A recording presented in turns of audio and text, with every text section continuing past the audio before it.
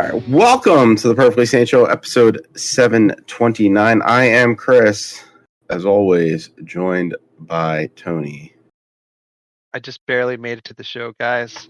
I had to take care of my arraignment for my involvement in Gilbert Arenas' poker game. It is poker game? Yeah. I think I need clarity on this. I don't think I caught any of what you're referring to. So former and go ahead, go with Jeff. Jeff is here as well. I had no idea either. Okay, so yeah, explain to us what is going on with this poker. So former NBA player and like sports commenter Gilbert Arenas, was arrested this week, or arraigned. I don't know if he was actually arrested. For running a high stakes poker game out of his house. Okay, that's something that they like give a shit about. Okay, so you're free to like play poker in your house. You're free to like play with people for money. Yeah. What you can't do, what you absolutely cannot do, is make money off of that game through anything other than just playing in the game. Yeah, so he was I know, but so he was taking a ring, and people were buying in. So he was, basically running a high stakes casino out of his mansion. Who's the fucking snitch? Right? Somebody is. Somebody that lost money. Fun. It's all good. Yeah, somebody that lost money. Exactly. Did that. That is the risk, right? Everybody's got to be happy, and someone in a poker game is always unhappy. It's just the way it is. Absolutely. Well, that's wild. Yeah, I don't know how that did not cross my admittedly weird news feed that I have now. So like, it's very hard to like. I don't go to like ESPN every day, so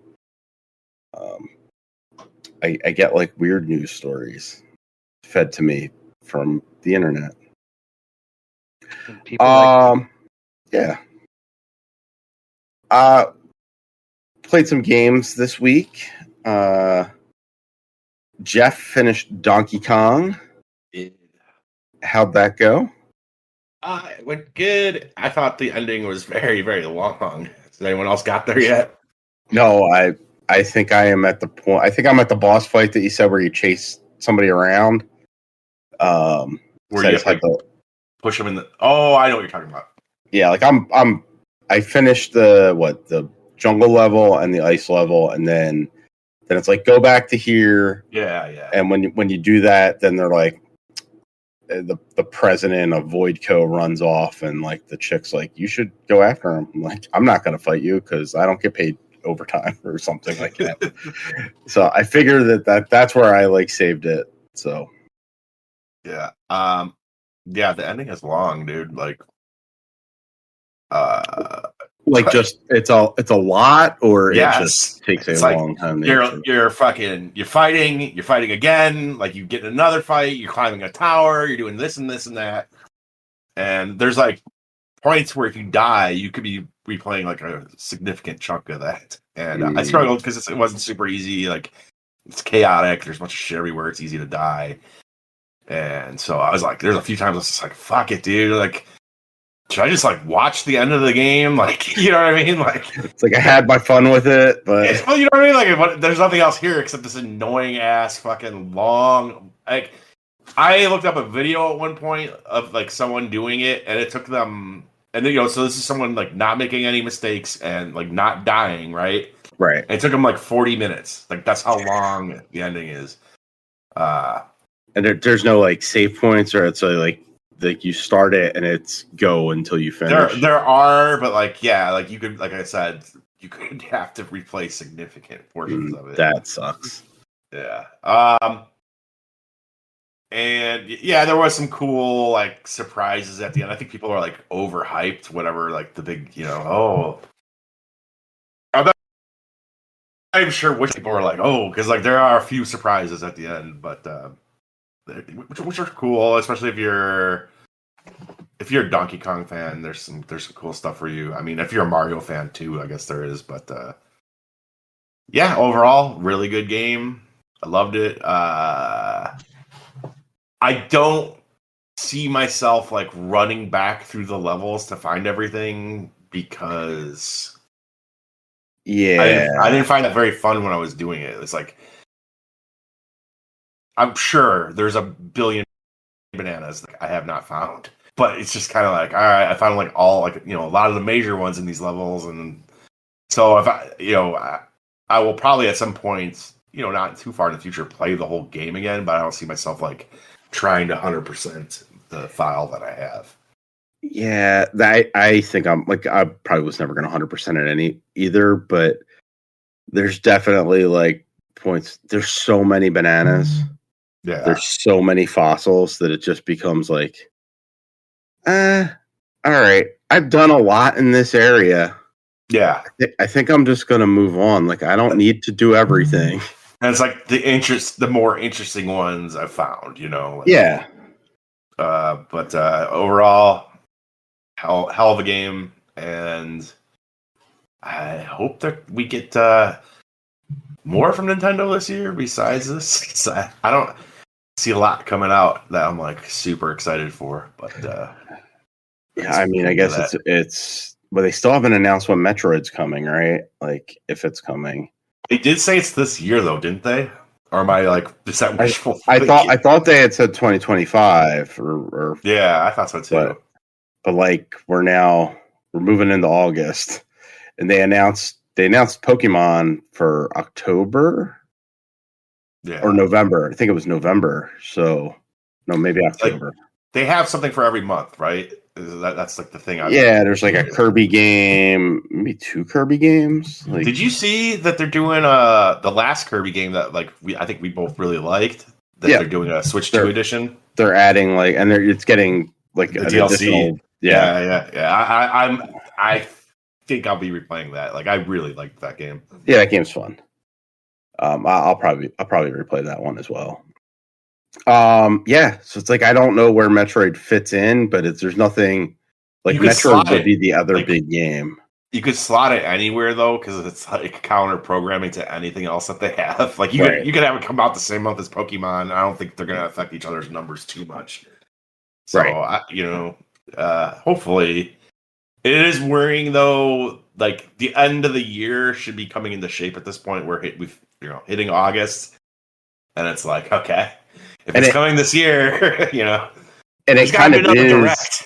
it kind of has come into shape for every other company, like except Nintendo. It's like, do they have more? Like they said that these are the games coming, but they also said Metroid. So like, when are they putting that one out?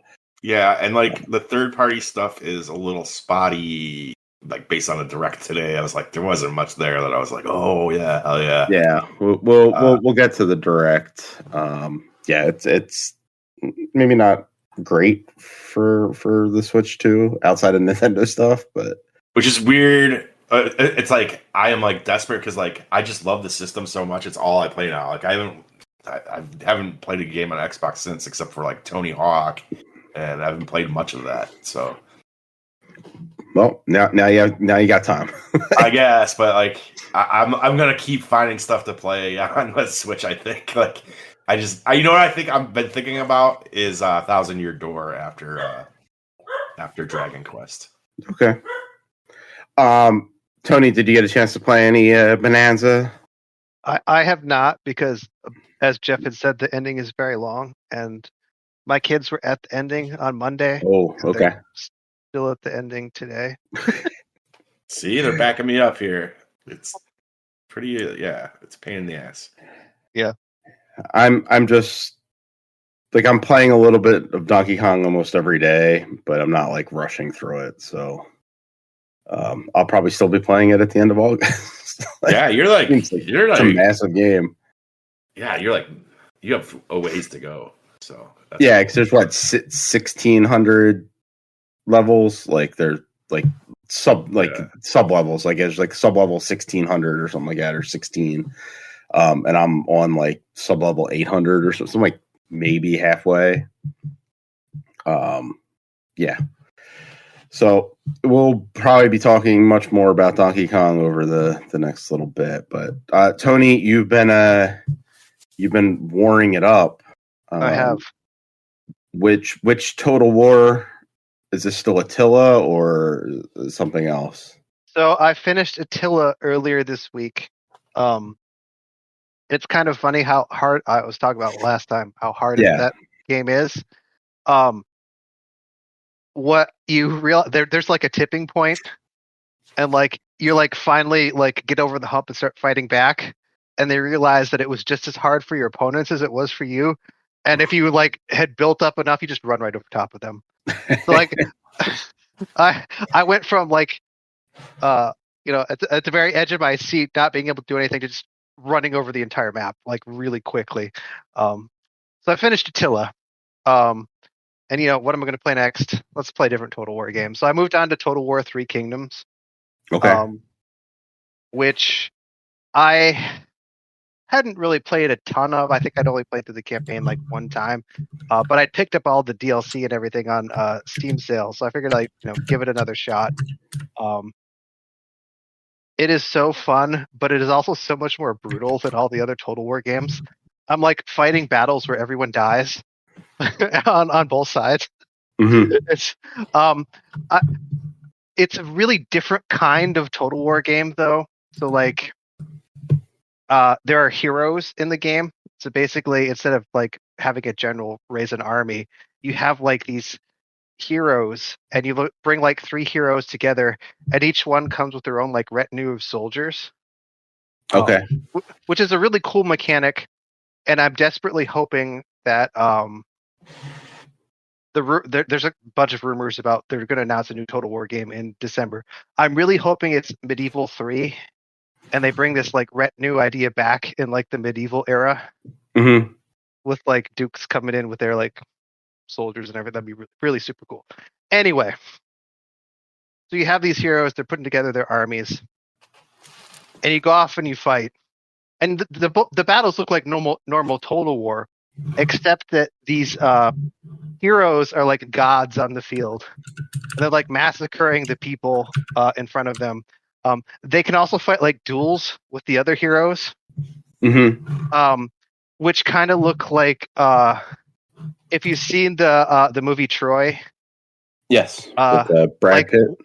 Yes, so there's a point at which someone who's actually imitating Brad Pitt squares off against Leonidas, and like all the other soldiers like stand around and watch them fight. That's kind of how it is. So like I have screenshots of like my general facing off against the other general, surrounded by my soldiers who are all just like watching, which is super cool. And they'll fight until one of them dies or one of them runs away. And then if you win, you take over their army, or they'll break and they'll run. Okay. They'll get scared, like, oh, you killed the general, we're all gonna die, and they'll run away, which actually makes it easier to kill them. It's hard to fight when you're running away. But I have like fought some really, really tight battles, mostly because I'm trying to fight as many battles as possible, and so I'm like taking on challenges where normally I just like auto resolve and take the L. I've been trying to like see if I can win.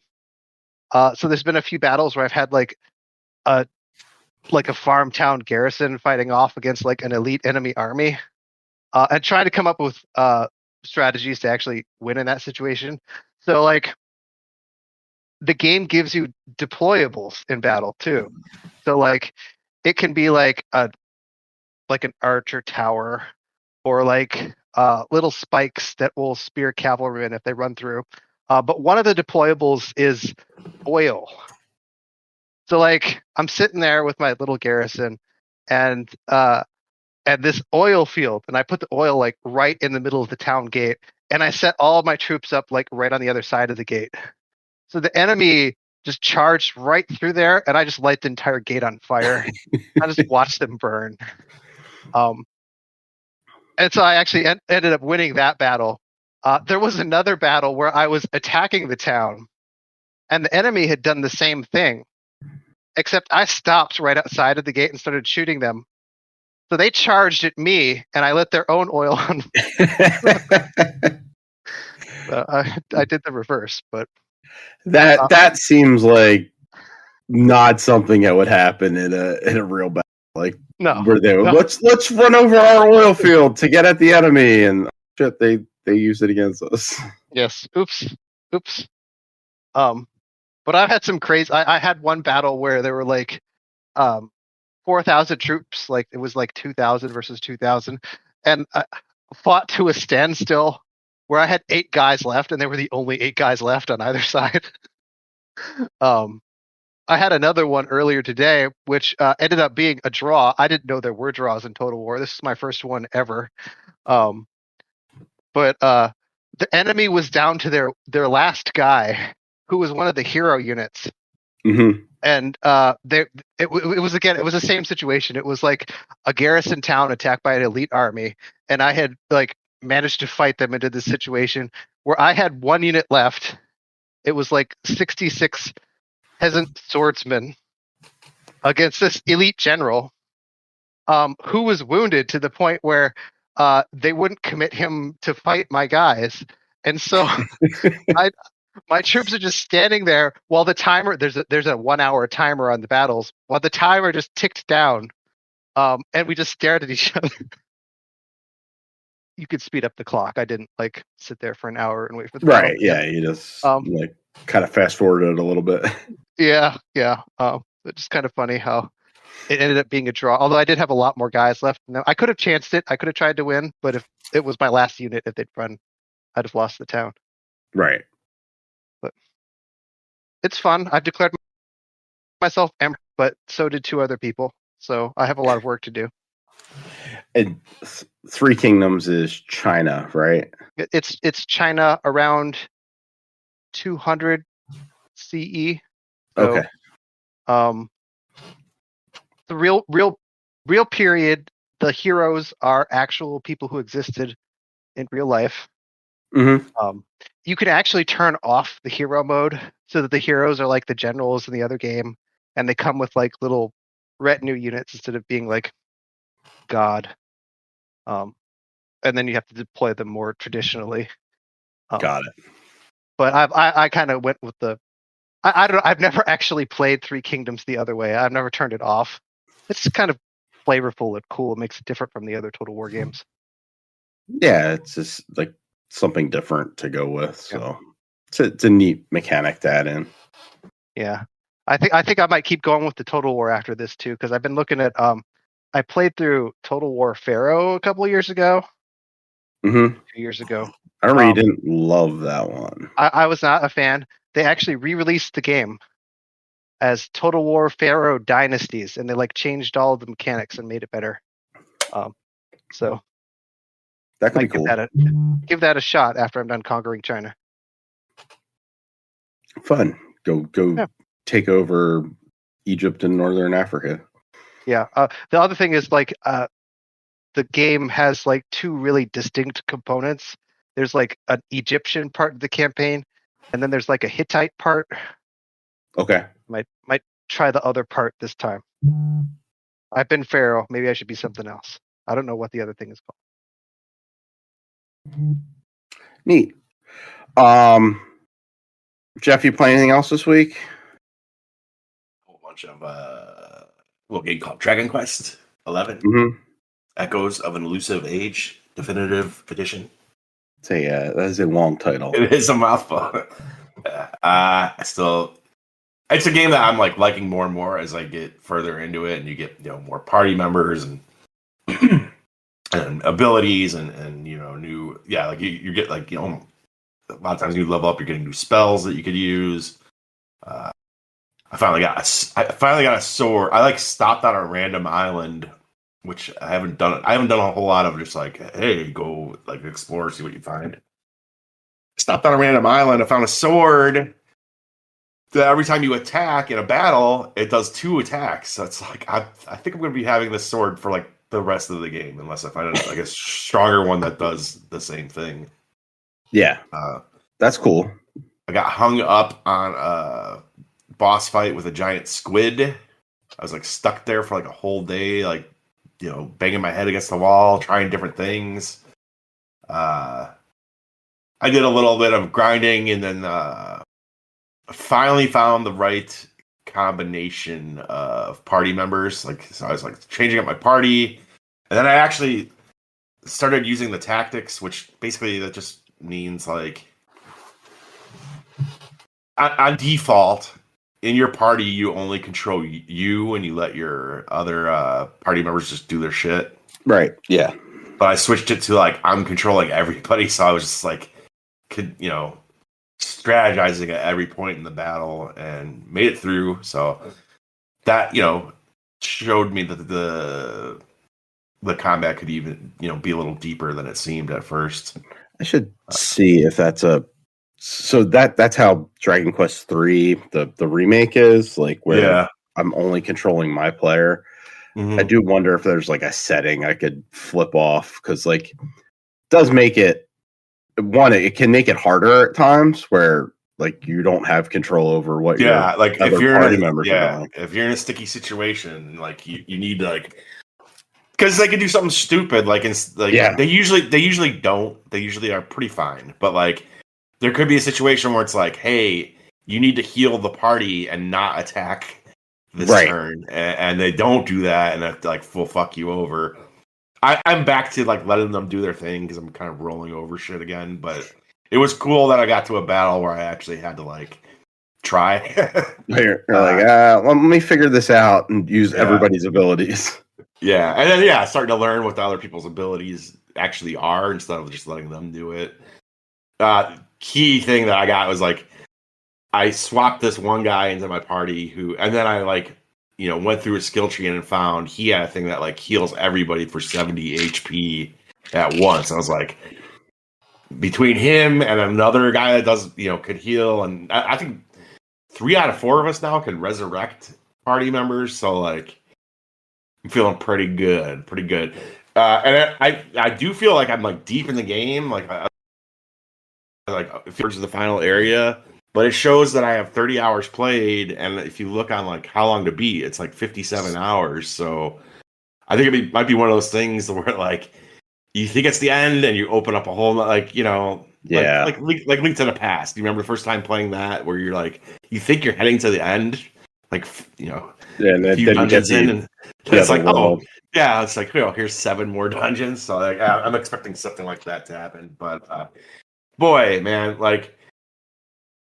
Obviously, you've played a bunch of JRPGs, so it's not going to be like anything like revelatory to you. But like that game is often on sale for very cheap. I think I bought it for $10, and like, dude, like the value for money I'm getting out of it is awesome. I wonder if it's keeping me busy. It's keeping me from buying these new games that I might have. When I need something to play after I'm done with this, I'll have stuff to play. So yeah. I thought I might have picked it up on Steam at some point, but I did not. So no. It seems like there would be a lot of achievements, because like there are achievements that pop up while you're playing. But I'm playing on Switch, so like it doesn't count for shit really. But I'm assuming that they are the achievements that you would get like on Xbox or whatever. Yeah, probably. Yeah, maybe I'll give that a shot at some point. I think the Switch 2 or the Steam Deck is probably the proper place to play that. Because you can play it in handheld and grind and stuff like that. Well, speaking of one of those games that you're holding off on buying, you asked me about it last week, and I said hold off. We'll talk about it this week. The new Pac-Man game, Shadow Labyrinth. I guess calling it a Pac-Man game it's weird because it is, but it's not. It's like a Metroid styled game. It takes place in this dystopian kind of like wrecked world with broken machinery and stuff lying around. Pac-Man is like a robot dude that hovers behind you, and he talks too, sometimes a little too much. Do you like Hollow Knight, Jeff? Yeah. So that's like the closest Metroid type game that I can draw correlation to. Is it as hard as that? I found Yeah, Hollow Knight to be very hard. It's like there are bosses in this they're fucking rough. Like, okay. And what I've heard is that like as you explore more and there's like hidden stuff, it's similar to Metroid where you'll eventually find, like if you're exploring, you'll find like an extra health meter or two and extra you see there's this thing called ESP that's basically just like your mana pool, and it allows you to do special attacks. So like you'll find like where that can draw out to, and you get special skills. So like as that progresses, it seems like maybe the game gets a little easier, but in the first 5-6 hours of this, and I don't know how, it seems like it could be a long game. It's tough. It's there are boss fights that are really rough. I'm enjoying it. It's neat. The Pac-Man stuff is cool. Like there'll be these areas that you have to flip a switch, and once you do that, it activates these like walls, and Pac-Man will teleport you inside of him, and then you like travel along the side of these walls, and you can attack as that, and it'll basically like really quickly shift you out, and you'll spin your sword around or whatever. But there's like weird platforming. Like imagine a Metroid level, but where you're not on the platforms, you're on the ceiling or on the floor. Yeah. And then there's obstacles in the way, so you have to kind of like angle yourself to jump to the other side of like where the track is. Like so there's some neat platforming stuff in there with Pac-Man. The other platforming stuff isn't really all that difficult. Maybe it'll get harder as I assume I'll get a double jump at some point. I just got a dash, so like I can leap and then press like the dash button, and my character will kind of like move a little bit further across the screen. And you could dash through enemies and stuff as well. It's fun. It doesn't necessarily look great outside of like the stranger who you are and Pac-Man. Everything else kind of looks a little generic. One of the things I do like is that it seems everything is tied to like old Namco Bandai games. So like some of the enemies are like Dig Dug enemies, but they've been like modernized to kind of look like fit this world. They've mentioned Galaxian. So I assume at some point, like I'll come across, like some sort of spaceship thing I have to fight, or something like that. It's like they're tying in like the history of the arcade games into this weird world that they've created. For $30 though, maybe wait like for a nice sale. I'm gonna get it. I'm like I like this genre enough, and I like Pac-Man enough that I'm gonna get it. But yeah, you don't seem entirely enthusiastic. I'm not like super excited about it. Like I've been playing like a bunch of other stuff. Sure, you're not. So. Sure. I wanted to see the price like just now, so I like just literally like as you were talking, Googled the game. Yeah. And one of the top things that comes up is a Reddit post that says, this is like the title of the Reddit post: Shadow Labyrinth does nothing right, and that is impressive in itself. It does. I would say that's harsh. Like I think it does a lot of things right. It's very weird, and it's like if you've played other Metroid type games, it's not better than those. It's just weirder than those. Like, everything feels fine. It's just a weird game. Like it's very, very strange. But yeah, I would wait for a sale. It'll drop. Like you'll be able to get it for $15-$20 by Thanksgiving. So yeah, I will be playing it before yeah, probably before it goes on sale. I'm intrigued enough, despite the like very mixed reviews.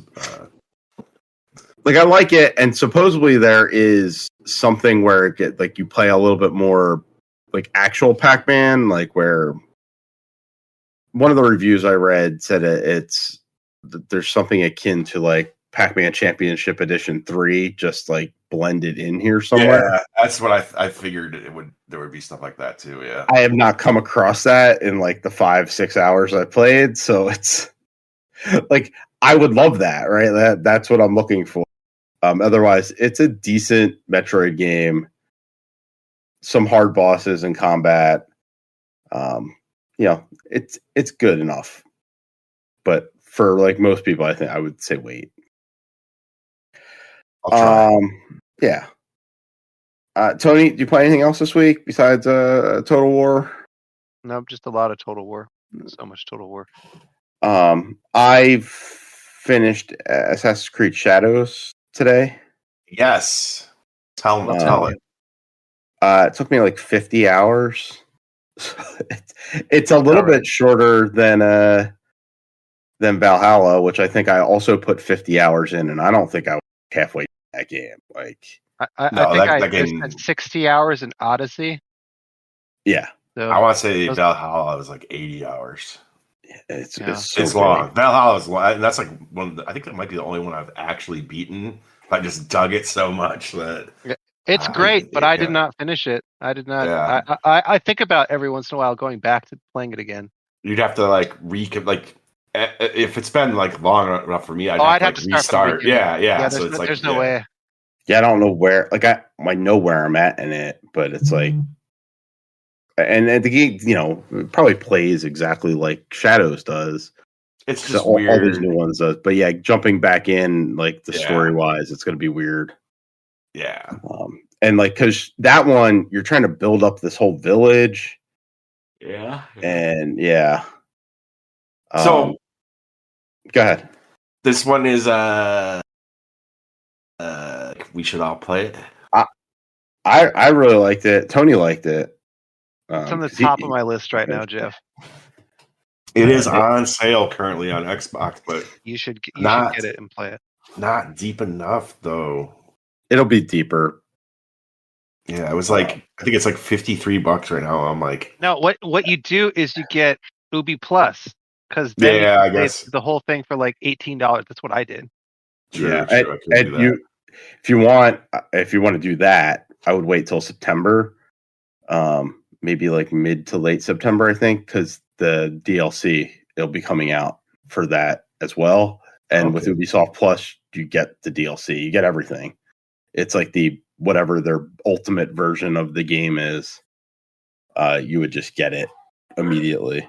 And that's exactly what you need is more content for a 50-hour plus game. Yes. Which there's no way you got through all the content for that game. I did not. No. Oh my God, no. Like I have, I would say at least half of that objective board is still open to do. Like there's so many people they ask you to kill, but they're not like vital to the game. It's just like, hey, here's a new quest line. Explore it or don't, but some of those missions are cool. Some of them are cool. Some you just randomly come upon in the wilderness. You're like, oh, I'm supposed to kill this guy. Well, woe to him. They leave the story open. Well, I guess you could make a choice and kill somebody, and I don't know how the story would end that way. But like the way I left it, there's a chance for you to like. There's a chance to continue Naoe's story in a meaningful way. So I'm like interested to see what that DLC is. Like, does it have you explore that side of it and continue on? Or is it just something completely different? I liked it. It was fun. It's a good game. It's a game that I thought I was nearing the end about 12 hours ago in it though. And I was like, oh no, here's an entire next wheel of people you need to kill.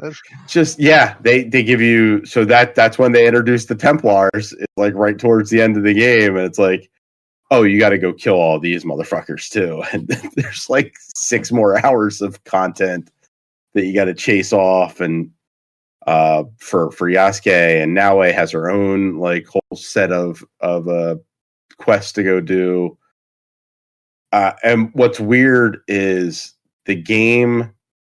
So I beat the you don't beat the final guy. So like you beat the final guy, you and Yasuke, and then there's like another guy that's actually in charge of the big assassin, the people you got to assassinate. I don't know if there's a choice to kill him or not, but like we left him alive at the end, and but he gives you another quest to like, hey, like I'm not really the one that you're after. It's the Templars. So you go do all that stuff. But Junjiro, who's the little boy that like hangs out at your camp, and he's kind of like from the beginning of the game, he has a quest line too. And if you don't finish his quest line, the credits don't roll. So like you finish Naoe's quest, you finish Yasuke's quest, you have nothing else to do. But it's just like you're just stuck there. So I was like, what is going on? And I looked it up, and they were like, you have to finish Junjiro's quests, which aren't hard. It's just like you have to travel to where he's at and kind of like help him on that. I just conquered everything. Like I went through all these places and killed everybody, and now I'm out here making soup. Yes, making soup. You're like, you're helping him collect firewood or paint something. Like, what the hell is going on? Like all that stuff's nice. It's like good character work. It's just weird that it's like not identified as a main quest. I am so glad that I did that like during the actual game as like, breaks. It was nice to have that kind of like flow to the story where you got something that's not so killing heavy. I can't imagine having to go through all that at the end. So I had done like a bunch of them, but then it was like it was like the soup quest, and then it was you had to go on like the pilgrimage. You had to go find that's, and like you're doing this after you've like got that high of like I beat the game, I'm like I've killed everybody, we're good. And it's like, no, you got to go do these weird side quests. But it's fun. Like overall, game is really good. 50 hours. I still have tons of stuff I can go do if I want to. I think I'm maybe a little burned out on it after playing like 12 hours this week. But yeah, like 40, 45, 50 hours to finish it. I think it's noticeably shorter than like Odyssey and clearly Valhalla. I think it's a beautiful looking game. Like just exploring the countryside is so nice. So what I really want to do is compare it to the other game that's coming out. Ghost of Yotai. Yeah, to see like how they look next to each other. I'm sure that's got to be awesome. Oh yeah, for sure. They also did a weird crossover with Dead by Daylight in Shadows. So if you talk to can't remember her name, but she's the person that owns the farm you're at in Shadows, and that's where your base is. If you talk to her, she gives you this mission. She's like, hey, I sent a scout out to this town. Will you go take a look? We haven't heard from the scout in weeks now. Can you go take a look? So you go out there, and the entire town is just, there's nobody living in it. It's a ghost town. So you start like investigating the ghost town, and it seems like there's like some sort of demon that is like has infested the town and taken all the villagers. You dig up a statue by a tree, and it transports you into like this underworld type realm. And then if you've ever played Dead by Daylight, it's a asymmetrical, like one person is the killer, and there's like 4 people that are your partners, and you're trying to escape the killer. It plays that like it's just you versus the killer, but you're going and trying to like clear off these in the game, I believe they're like generators, but in here it's these totems. So you're going and trying to deactivate the totems, and you have to do like a quick time event at the totem while the killer is like circling this under town. And if he sees you, he chases after you, and it's like really neat that they kind of created like a Dead by Daylight type gameplay scenario for this single player game. It was weird that like that was the partnership that they came up with, the crossover, but it worked. They fit it into the game nicely. So Earl has joined us. Hello, sir. What's up? Not much. What were you playing this week? I'm not. It's not going to water or I Death for a while. Hoping to wrap up most of those this weekend. But yeah, those are the big ones. Yeah, so nothing too exciting, too new, too different. Okay. We do have some news. There was a Nintendo Direct today, partner Direct. So it wasn't Nintendo games, but it was a showcase of games that are coming out on the system at some point that existed. Yeah. Yeah. A good amount of them this year, and some for next year. They kicked it off with Monster Hunter Stories 3.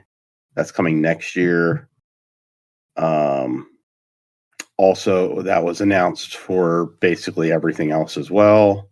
Yeah, I think that's the theme we see with Xbox and Sony as well. It's like, oh, this is interesting, but it's on everything. And I mean, maybe it's for the best that the days of like the major third-party exclusives are dead, but it does not necessarily make for an interesting showcase when it's like, oh, okay, right. Yeah, I kind of like viewed it as more, oh, all right, well, like I guess I'll play Monster Hunter Stories on PC, or I will definitely play Octopath Traveler 0 on PC. There wasn't much there that I was like, I need to play this on Switch too. like the only difference, and it's a minor difference depending on who you are. It's like if I was to get like an Octopath Traveler, I'd probably get it on the Switch too, because for me RPGs are more handheld, portable centric, and that it's easier for me to kind of grind levels and stuff like that. But like some of the bigger ones, like Madden and EA FC, are more like, oh, this does not run the complete ass. This is not the mobile or Switch version. It's just like a close to parody version of that game. But yeah, it's not the most. I don't know many people who are gonna like, oh man, I'm gonna get Madden on the Switch now. I mean, who's gonna get Madden anyways? Well, there's that. I'm not gonna lie, I did think about it for a moment though. I was like, I don't really want to get Madden, but if I did want to get Madden, maybe getting it on like a handheld could be neat. And like you could have like handheld football. Yeah. like I said earlier in the show, like I am, I guess the opposite of you guys. I want everything on the Switch. Like I want to play the Switch. Like I'm obsessed with the console right now. That's good. I mean, especially for Nintendo. Yeah, they got me. Like lots of stuff that has already been out is coming, like Persona 3 Reload, Apex Legends, Star Wars Outlaws.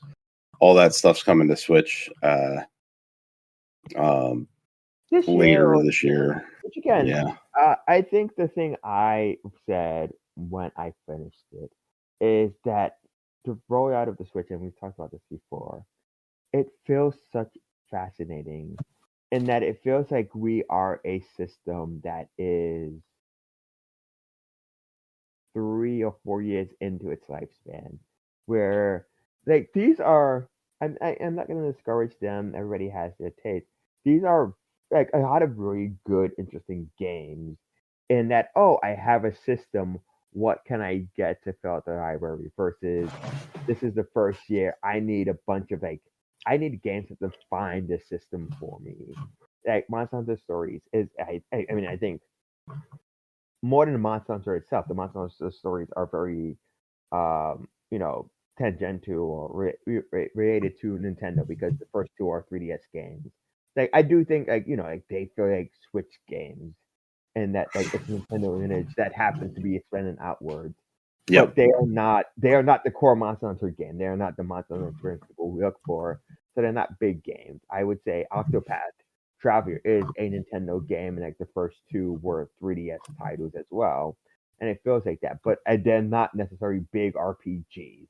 They were Switch titles. Octopath and Octopath 2 were Switch titles. Yeah. I'm thinking of Bravely Default. Sorry. Yes. Yep. But they're Switch titles. So they feel like, okay, let's continue that. But they're, again, games where it's like, oh, man, I bought Zelda, I bought Mario. What can I do next? And Octopath came out. Yep. This is missing the Mario and Zelda part of it. And I think that's the entire first year. Like, one of the announcements was not an announcement, we knew this existed from the Switch announcement, was Age of Imprisonment, the new Hyrule Warriors game. And I'm like, oh, okay, it looks fun, it's interesting. There's no release date. Why are you showing this? Like, you're telling me it's coming out this year. Tell me a date. I need to know when this is coming out. Like, this is the crazy thing you're going to look at. Oh, yeah, I didn't even realize that they didn't announce a date for it. Nope, just winter 2025, which is still November, December, possibly January. Who knows? Speaking of that trailer, who are they showing at the end? I think people are saying I could build a Link because he technically can't be in this game if it's a prequel to Tears of the Kingdom because he was missing in that time. Okay. Yeah, so it looked like they were assembling something, and I was I don't know what this is, but a Mecha Link would make sense. Got it. And I think I forgot how much we talked about it. I don't think we recorded last week. No, we did record last week. Yep. Like the combination of this and like the Pokemon Presents, it's like you could have made something halfway interesting if you kind of combined the two, I guess. But right now it feels like two kind of presentations. Because even the games like Cronus, I think we had known about, but I think this is when the release date was announced. But like Cronus feels like a game very much that it's happy it's on the Switch too, that people are going to buy elsewhere. Yeah, I don't think I'll be buying that on Switch 2. I'll probably get that on like Xbox or PC. The game I think you would maybe get on the Switch is because this feels like a Chris game, Pac-Man World 2 Repacked. Yeah, I mean that is a me game. Like I will be getting that. But yeah, a remake of Pac-Man World 2, which was a PlayStation 2 game originally, maybe also on the GameCube. Yeah. If it was like that era of game, that looks fun. I'll be playing that for sure.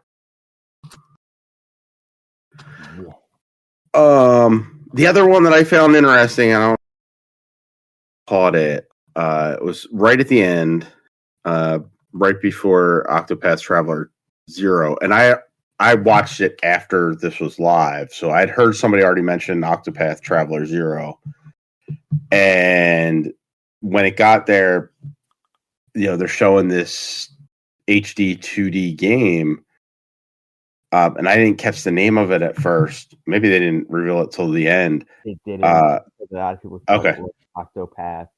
Again. Yeah, I thought it was like an action adventure Octopath. It's called The Adventures of Elliot, and it is a action adventure, like an adventure action RPG in the HD 2D style. That's coming sometime next year. There's a demo out, I believe. Yes. So I might have to give that a try. I just thought it was neat that they're doing something different with the HD 2D style.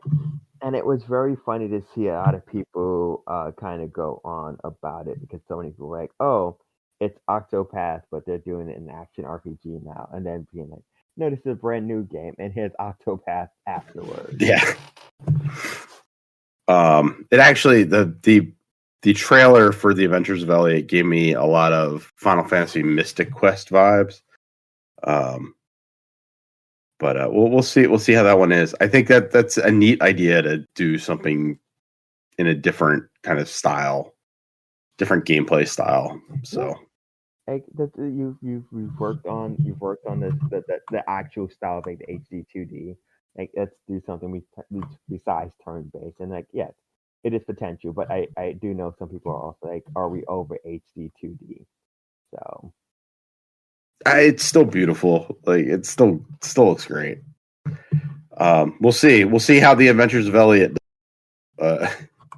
If that one doesn't do well, maybe we are over it. Pac-Man is end of September, and also Final Fantasy Tactics is end of September. So I have games to play this fall. Moving on from Nintendo, jumping over to Sony. Sony is suing Tencent. Oh no. So Tencent is making a game called Light of Monitorum, which looks very similar to Horizon Zero. There are like prehistoric animals that are done up as mechs. The characters are dressed in kind of like Native American garb. It looks like it was, very inspired by it at the very least. The whole thing gets a whole lot worse, though. Evidently, Tencent pitched Sony on making a Horizon game. And Sony was like, "Oh no, that's the more curious part."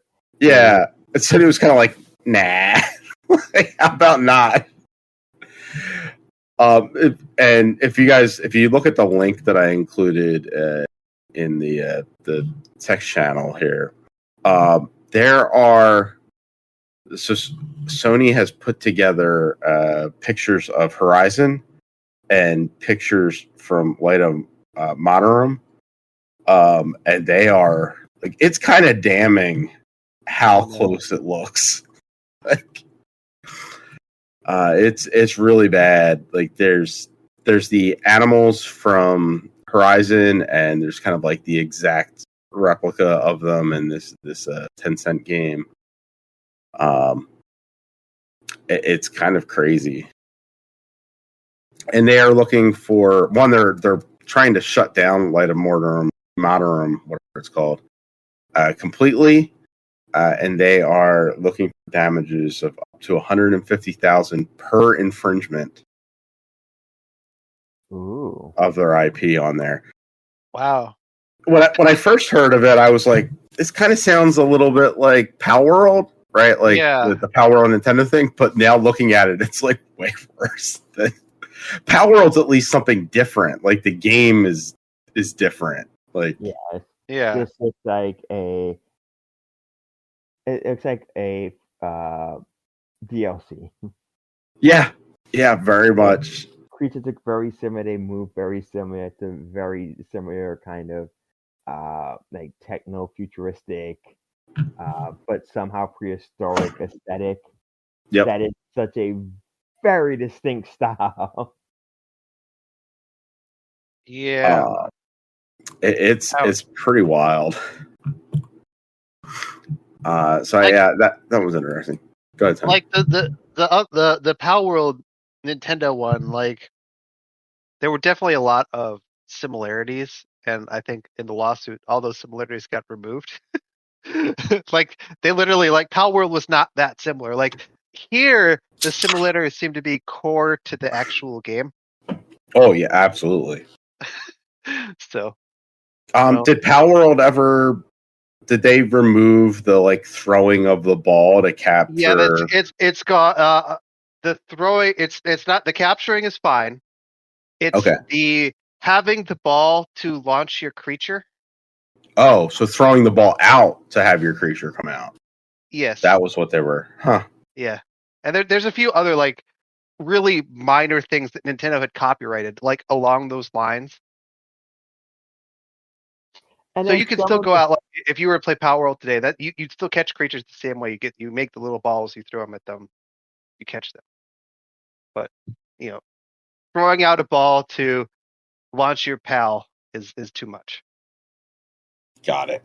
But and there's also some where it's straight up looks like a Pokemon with a slight variation in either color or design. But it's none of them were that close, honestly. Again, and this is just coming from Letty. I've seen the people who posted, but there were a few that are very. I think it's more like, how do I say this? Because there are certain Pokemon that, like, Pikachu is very iconic. There's like, but there's 1,000 Pokemon, so there's a few that kind of are in that middle realm where it's like you may know who they are if you're really into Pokemon, and there's a few Palman. Pals. They're just pals. Just pals. I think it's pals. Yeah. That, again, based off of what I've seen in the comparisons, where it's like, oh, if this is copy my homework, but don't make it too obvious. Yes. And Tencent very clearly copied Sony's homework and made it about as they just did a photocopy. They weren't even trying. Yes, it was not. They didn't change anything. It's exactly the same. Exactly the same. I wonder how maybe they went too far in their pitch. They're like, we designed all these assets. Now we should do something with them, even though we got rejected. That's probably exactly what it was, right? It's such a weird thing because technically, if they never signed a contract, they're not copying anything. But it's like, you were close enough, so we'll see what happens a bit. So, yep. Tencent did say they're going to imminently release a beta version in America. So, get what you can now. Go now. Yeah, quick, go. Drop it out there because I'd like to download it and see how actually egregious this is. There's a new patch for Mario Kart World. I believe all of us have that. They're making the AI a little bit easier to race against. I guess specifically in 150cc mode, which I hadn't actually I haven't played that. I haven't played any 150. I played. My kids like to play almost exclusively on 50, but they got bored, so we've moved up to 100 now. Yeah, which is mildly more competitive. Yeah. I guess that's the one most people play at. I didn't. Did anybody unlock the mirror mode in it? Like, you used to have to do 150cc to do that, but I don't know how to unlock it yet. So you have to do like a bunch of shit, I think.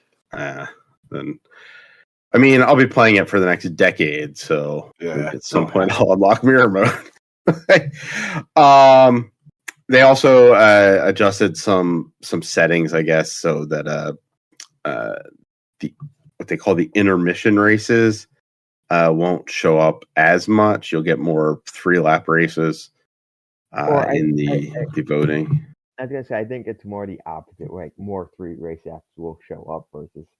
It's semantics, but I don't think they're changing that. They're just like, because people are complaining, but it does seem like it's still a lot of.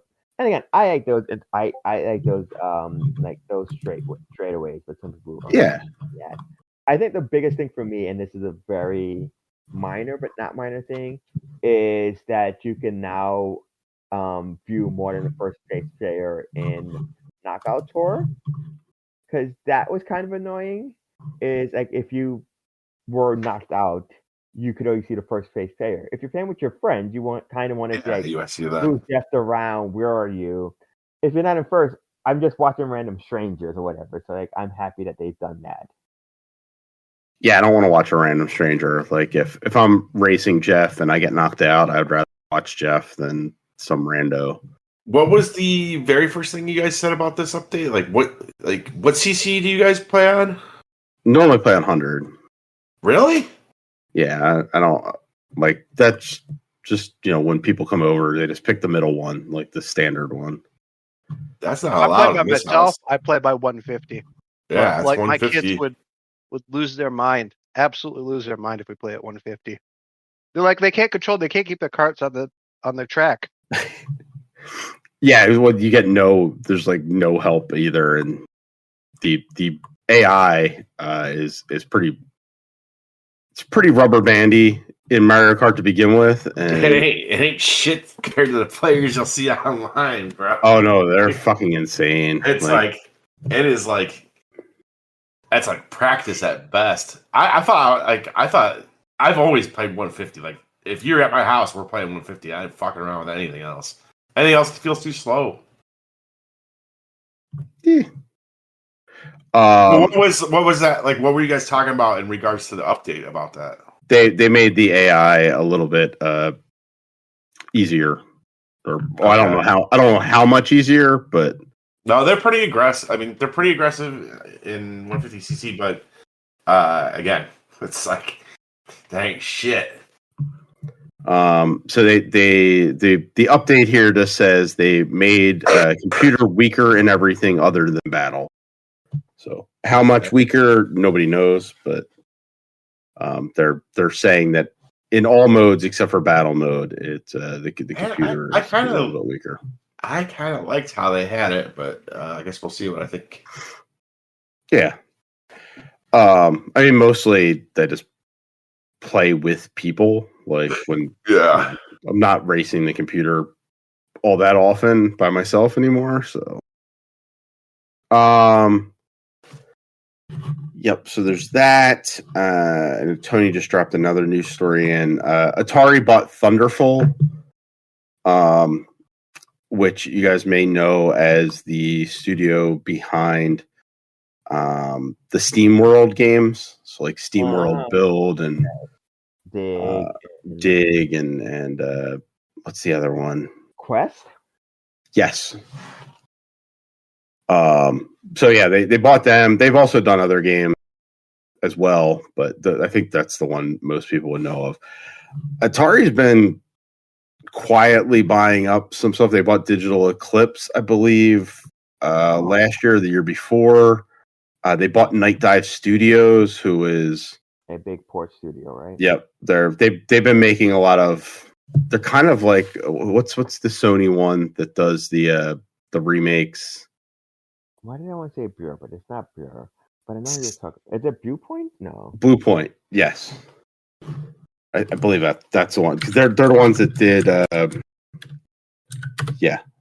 Bluepoint. Yep, they did the Demon's Souls remake.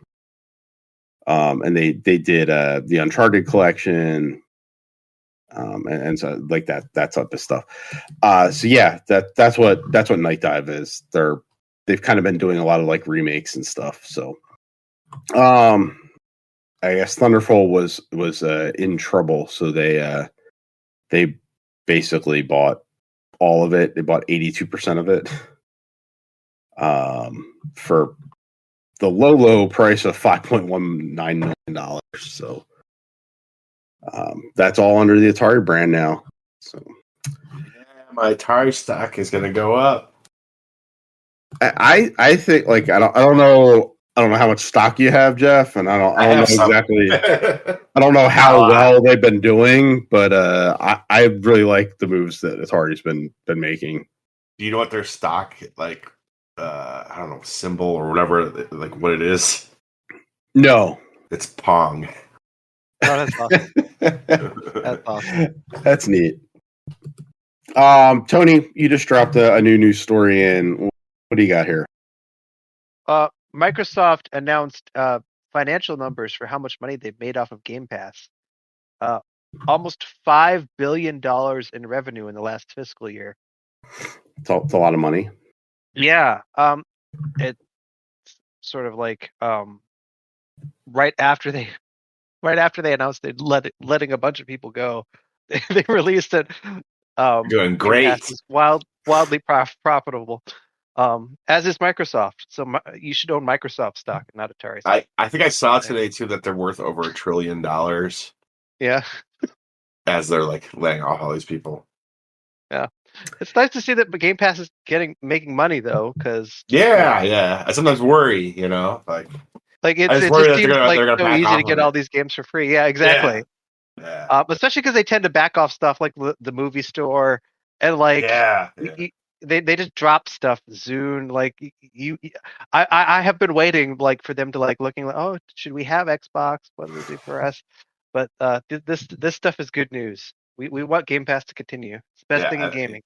Let it keep going. It sounds like they're getting like, whatever they're, giving away games for free. It sounds like, no, they're making fucking bank off of this. Right, so. exactly. And it all feels like it's free. That's the best thing. It works out for everyone because they're making lots of money. We're feeling like it's a good product that we have to have. And yeah, like you said, it's good news because like just like you, Tony, like I like sometimes I'm like, they're gonna fucking stop this at some point. Hopefully not. I love Game Pass. Oh, there's so many games on Game Pass I'd have never played otherwise. And like when you're going through a period, you're like, I don't know what to play. And you're just like, oh, let me cycle through all these games that I have that are free. Nice to have around. Yep. Yeah, it's just a weird time to announce that though, right? Like you just laid off 9,000 people and and then on the other hand, last week they did that the same week. My girlfriend was working with Microsoft on a thing, and she's like, all these Microsoft people are useless. They all suck. None of them know how to do anything. Well, maybe they got laid off. Yeah, it could be, right? Like they don't want to actually help. And then last week, I guess Nadal, their CEO, was talking about how we had to lay these 9,000 people off so we could strengthen ourselves for the future and our future's AI. I don't know. Maybe just don't say that after you laid off 9,000 people, even if it is your philosophy on what you're going forward. On the other hand, you have to do them in the order that Microsoft did them. Like you can't like announce, oh, we have billions and billions of profits. Right, correct. And then a week later, be like, oh, and we're laying these people. Yeah, you can't say it up front. And then, yeah.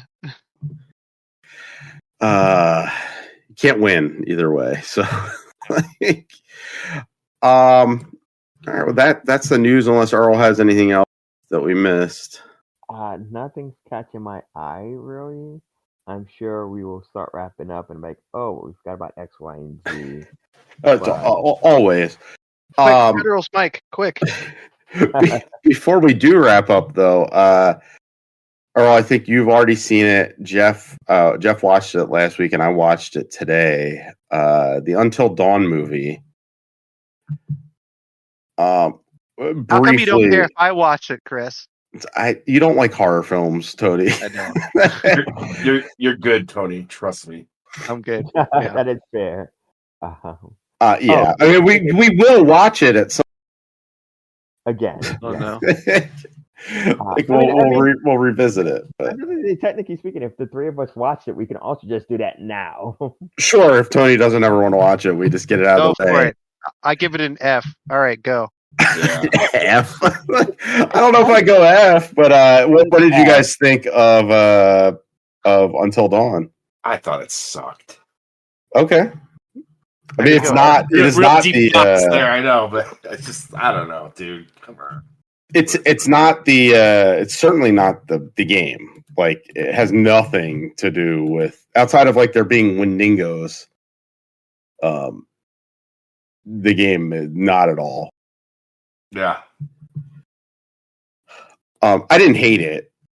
I didn't hate it either, but it is also not necessarily a great film. It's an interesting, like, again, it has something to do with the game, to your point, but it does kind of take the premise of what if you're kind of stuck in a murder death loop that changes with each decision.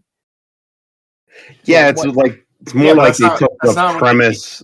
They took like the idea of like you playing the game, like and like what you can do to these characters as opposed to the game had nothing to do with that. Like the game did not have a time loop, right? Yeah. No.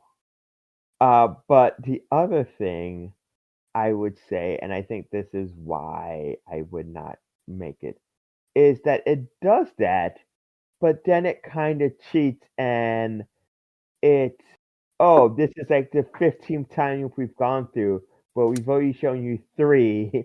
So here's a bunch of ones I'm not going to show you. We're going to quickly show you them because we recorded them on our phone. Yes, and that I was like, oh, this is, you set up this premise, and then you cheat to get through the premise, and then you rush to the finale. Like, not rush, but like, oh, I kind of get what you're going for, but it would have been nice to see a bit more of this premise, which is the most interesting thing about your movie. Because seeing people die in a horror film is not that new, but seeing them die to different types of creatures or horror movie setups could have been something novel. And you were just like, we're going to show you 2 or 3, but this is actually, again, I don't know the exact number. It's double digits though. But it's like, here's like 15 times that this actually happened. 13. It's like, oh, how long have we been here? And the one guy goes, I don't know, 5.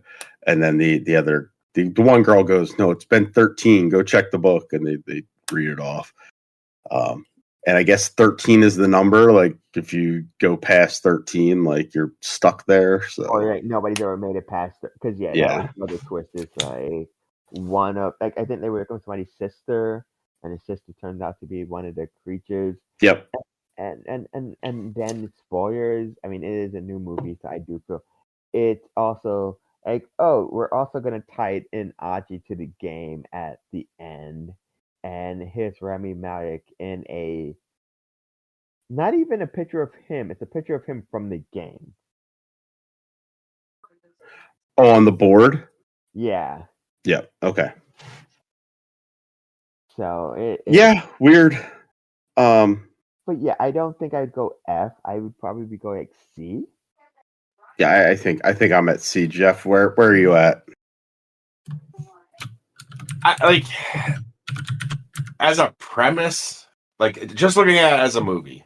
Yeah. Like, the premise is like, okay, this could be a fun thing, but I just felt like, and like they tried to, like, there's parts that like look like found footage, but it's just like, I don't know, man. Like, you could have gone so much more, like, could have done like way more fun shit with it than, like, I just didn't feel like there's any, like, there's like one good kill early on where someone gets stabbed in the eye and it looked like an old school practical effect, and then, like, other than that, I started to lose interest as I went along. Like, I literally, like, could not pay attention to the movie. I kept looking at my phone.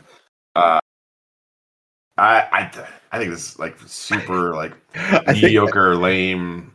I think we're like the reverse on this, Jeff. Is like the beginning was just like super generic and boring to me, so I was just kind of like fucking around on my computer while it was playing, and then suck you in. Like, well, then it kind of caught my eye when they drank the water, and they started exploding. They exploded. I was like, "What the fuck is going on?" Yeah. And the girl Megan, she, I don't even know how it happens, but like parts of her body started exploding off of her, and I was like, "Oh, all right, that was kind of cool." And then I kind of like was sucked in for the last like 45 minutes or so. It's, to me, very, like, there's a very generic feeling to it.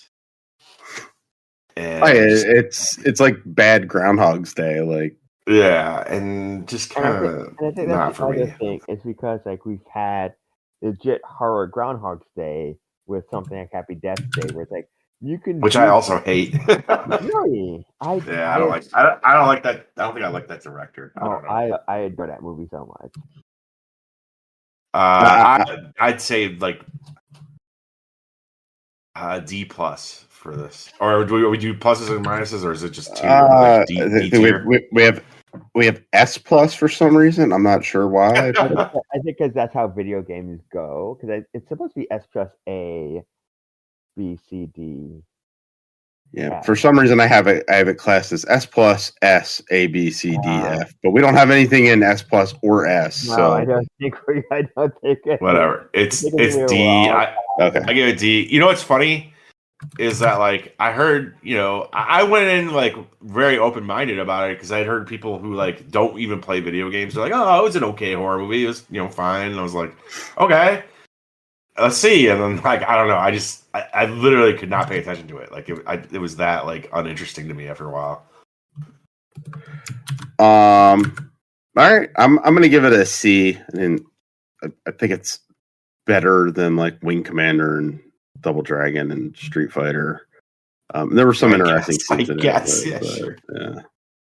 But yeah. All right, so Earl and I are at C. Tony's at an F. See, he abstained, and you're at a D. I abstained. That's what I did. So, you would if you saw this fucking movie. Where do we drop this? D, C as our overall? I think C. I mean, it's 2-1, and Tony in this case does not count. How dare you? How dare you? I mean, that's fair. You know what? I have known about this movie for minutes, and I was just I was going to mention it last night when Jeff and I were. But Earl had already said he watched it. I know Jeff's seen it. I'll watch it, and we could. I didn't intend for us to add it to our list today, but it's over now. So. I mean, yeah, it's. I mean, do you want to revisit it? You know what? No, I don't. I mean, I will probably because I mean, by the time we do this, it'll be many years down the road. I'm like, it's fresh in our minds. It's the same that we're gonna do in a few years anyhow. So it's fresh. We saw it. It's out there. It's on Netflix right now, which is where it came up from. That's why a lot of people are watching it. Yeah. And I'm like, yeah, it's fresh in our mind. This is really what we're gonna do. We'll watch it, review it. Like we're doing the other ones in order. This one just happens to be out right now. It is, yeah. Yeah. I'm glad I watched it on Netflix and didn't go to the theater. Yeah. So, all right. Well, that's Until Dawn. We'll be back next week. I don't know. Maybe I'll have Ninja Gaiden Ragebound. We can also discuss. I think the first few episodes of Twisted Metal season 2. Oh yeah, that launched today, right? Episodes came out today. Yes. Okay. Yeah. So at least Earl and I will watch those before next week. So, all right. So Twisted Metal, the TV series, and some games, and we'll be back next week. Jeff, say goodnight. Night.